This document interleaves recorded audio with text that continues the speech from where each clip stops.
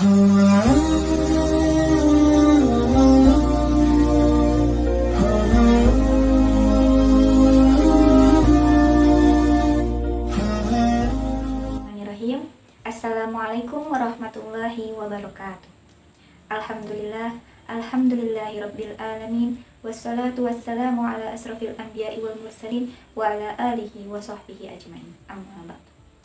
Pertama-tama, marilah kita panjatkan rasa puja dan puji syukur kita atas kehadirat Allah Subhanahu wa Ta'ala, yang mana telah memberikan kita kesehatan jasmani dan rohani. Yang kedua, sholawat beserta salam tak bosan-bosannya kita junjungkan kepada Nabi besar Muhammad Sallallahu Alaihi Wasallam, yang mana telah membawa kita dari alam jahiliyah menuju alam yang terang benderang hingga saat sekarang ini. Tidak memperpanjangkan mukadimah, langsung saja. Apa yang akan saya sampaikan itu bisa dijadikan sebuah pelajaran atau sebagai pengalaman saya pribadi, dan saya meminta maaf karena masih banyak kesalahan dan kekurangan mungkin dari penyampaian atau materi yang akan saya bahas pada penyampaian kali ini. Di sini saya akan membahas tentang ciri-ciri wanita solehah. Perempuan solehah versi Al-Quran pertama pada surah An-Nisa ayat 34. Fas-solihatu qanitatu hafizatu lil ghaibi bima hafizallah.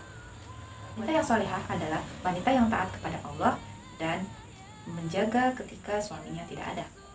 Ini bagi suami istri ya, dikarenakan saya pribadi dan mungkin teman-teman sekalian yang menonton belum mempunyai suami, jadi jadikan apa yang saya sampaikan menjadi sebuah pelajaran peranikah.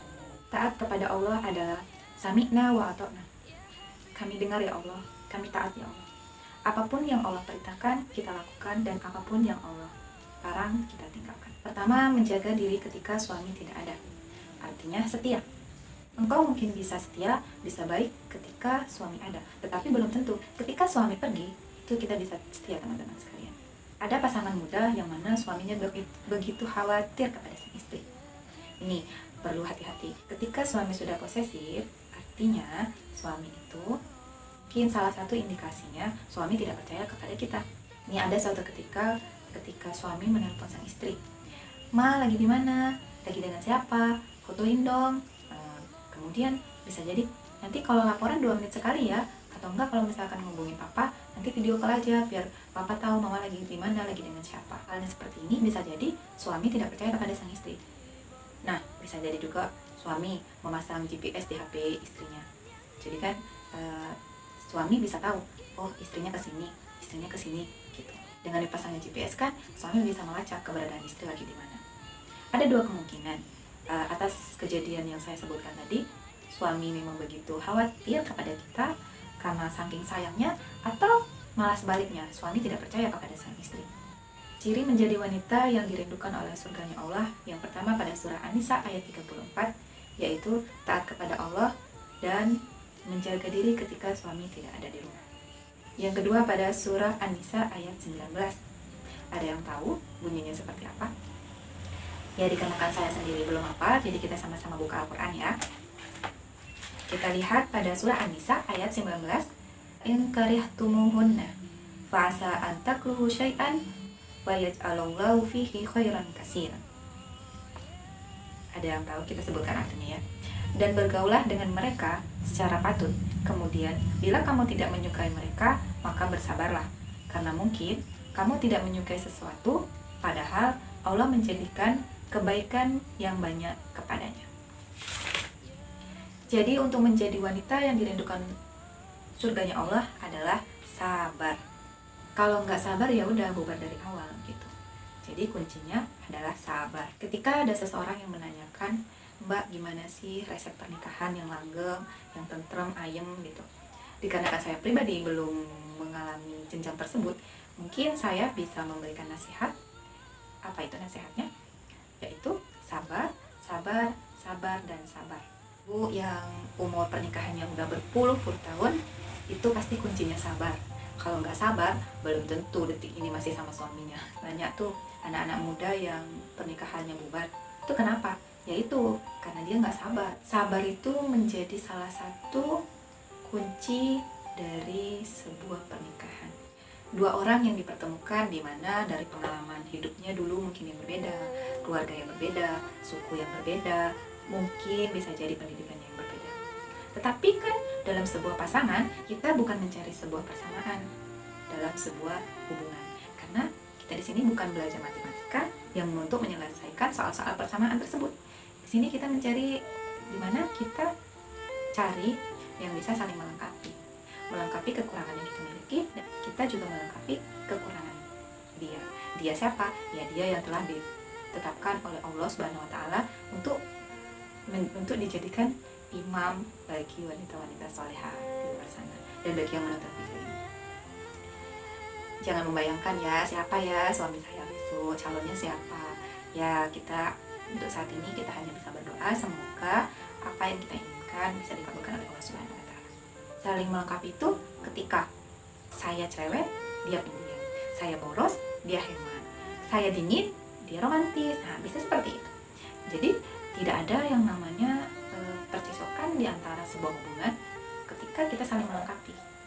Kenapa kata Rasulullah banyak wanita yang masuk ke neraka? Itu sebenarnya masalah kecil yang bisa menjadikan seorang wanita itu masuk ke nerakanya Allah. Contohnya, seorang suami membuat satu kesalahan saja, kemudian istri mengungkit-ngungkit kesalahan yang pernah suami lakukan di jauh-jauh hari sebelumnya. Itulah yang membuat wanita ini banyak masuk ke neraka. Karena ketika suami membuat kesalahan A, tetapi istri mengungkit-ungkit lagi kesalahan-kesalahan sebelumnya, kesalahan B, C, D, E, F, G, dan itu membuat sang istri melihat suaminya tidak ada kebaikan pada dirinya. Wanita salehah yang kedua yaitu wanita sabar dan berbuat baik kepada pasangannya. Terdapat pada surah An-Nisa ayat 19. Yang ketiga yaitu terdapat pada surat Al-Ahzab ayat 33. Waqarni fi buyutikunna. Perempuan-perempuan yang baik memang perempuan yang berada di lantai rumahnya sendiri. Jadi bagi teman-teman sekalian tetap berada di rumah, apalagi pada saat masa pandemi. Karena kesehatan kita, kesehatan keluarga kita, dan kesehatan semua umat muslim di dunia ini menjadi tanggung jawab kita. Ada kadang perempuan itu yang mana ketika di rumah begitu pusing, tidak tahu aku mau ngapain sih di rumah, bosan di rumah, aku mau pergi Kalau di rumah tuh bawaannya stres terus. Ini perlu dipertanyakan. Ketika seorang pasangan suami istri, ketika sang istri ingin pergi keluar tetapi tidak izin, itu menjadi suatu masalah lagi. Dimana kadang wanita itu paling sering kalau misalkan keluar itu bukan izin tetapi laporan. Jadi bedakan antara laporan sama izin. Kalau istri mau ngomong sama suami, Pak saya udah di mall nih, lagi nongkrong-nongkrong sama teman-teman, itu kan namanya laporan. Kalau namanya izin itu kan kita belum nyampe di suatu tempat gitu.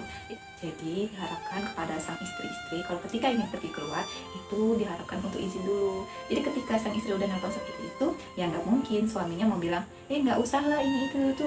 Kan posisinya istrinya udah di mall, dia mau gimana, mau dilarang pun udah di tempat gitu kan. Jadi ciri-ciri wanita solehah yang ketiga pada surah Al-Ahzab ayat 33. Wanita yang betah di rumah. Nah, itulah tadi sedikit ilmu dan pengetahuan yang dapat saya sampaikan. Kurang dan lebihnya saya mohon maaf. Wabillahi taufiq wal hidayah. Wassalamualaikum warahmatullahi wabarakatuh.